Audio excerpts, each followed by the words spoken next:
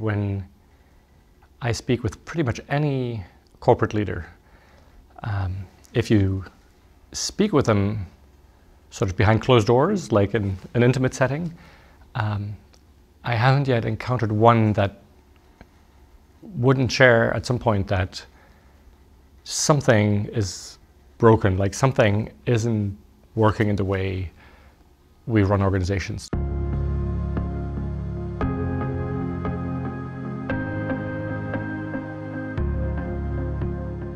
There's often a level of self-doubt and self-blame that comes in when they pause here, when what I believe is that it's not their individual fault, it's our whole management system, the whole way we structure and run organization that is reaching its limits, that isn't able to deal with the complexity of our times.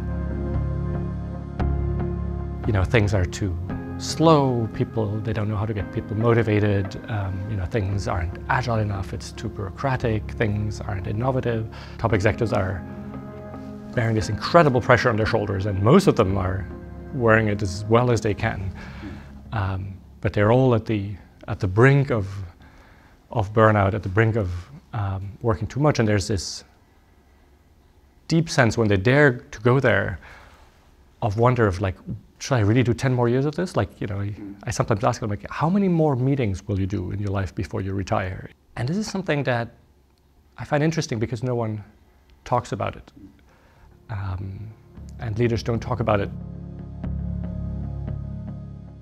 So I started to seek out a number of really extraordinary organizations who had often done sort of a bit of an inner journey. These different organizations, these different founders thought that they were sort of the only crazy fools who really dared to say, you know what, the whole management edifice that we're being taught in business school, like, blah, that no longer works for me. But what was striking was that even though they didn't know of each other, they stumbled upon the same things. And that to me was fascinating. There's some new thoughts that are ready to be thought that different people download at the same time.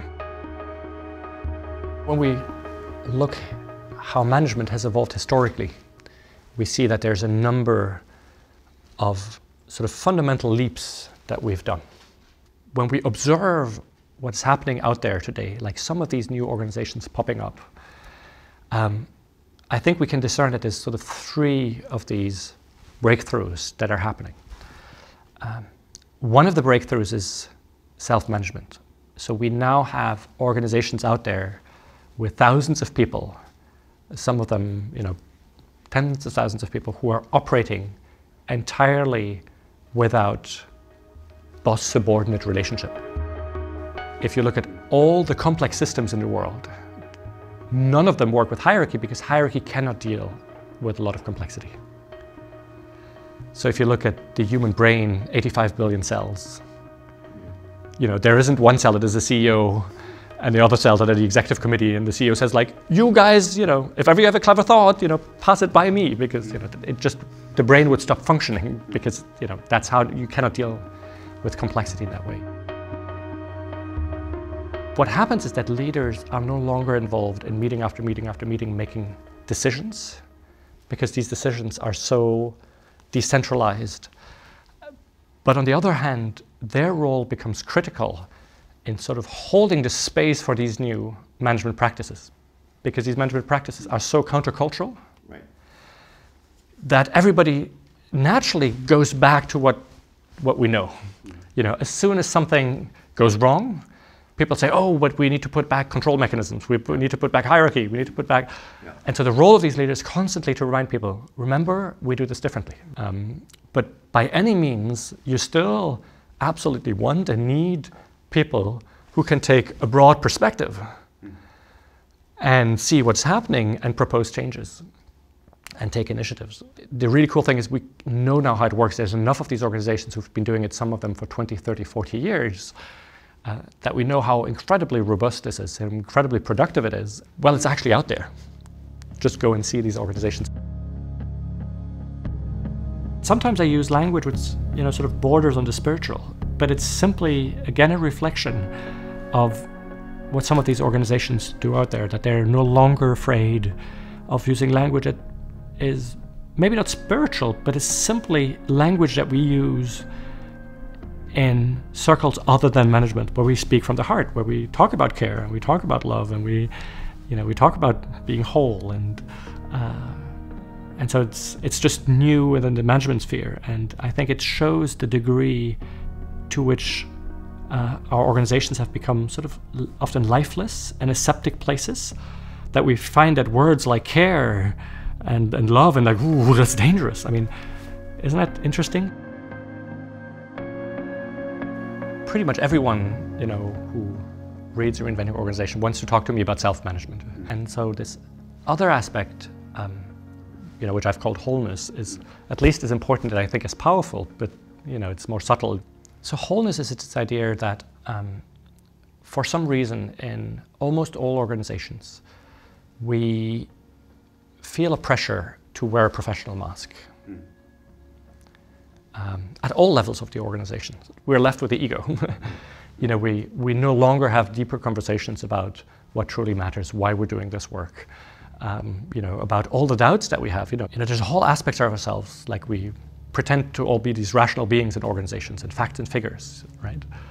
But everything that has to do with how we show up emotionally, how we show up, spiritually, the whole realm of intuition, all of that is sort of off limits. I think incredible insight that, when you only show up with part of who you are at work, you also only show up with part of your energy, your creativity and your passion. And there are organizations who've managed to create a space where that is pretty much how we operate. And so they've put in place a number of often very simple practices, but that create an atmosphere of safety and of relational beauty that makes it possible for people to really show up in wonderful ways. There's a level of vibrancy, of aliveness that comes with that, that is just extraordinary. And the third breakthrough is one that one of these organizations that I researched called Evolutionary Purpose. And what they say is, we believe that our organization is like a living organism. It sort of has its own sense of direction, its own energy that carries it in a certain direction. And so our role as leaders is much more subtle. It's actually to listen to that evolutionary purpose. This whole predict and control, this whole vision, strategy, execution no longer makes sense to us. That only makes sense if you believe that our organization is sort of this lifeless thing.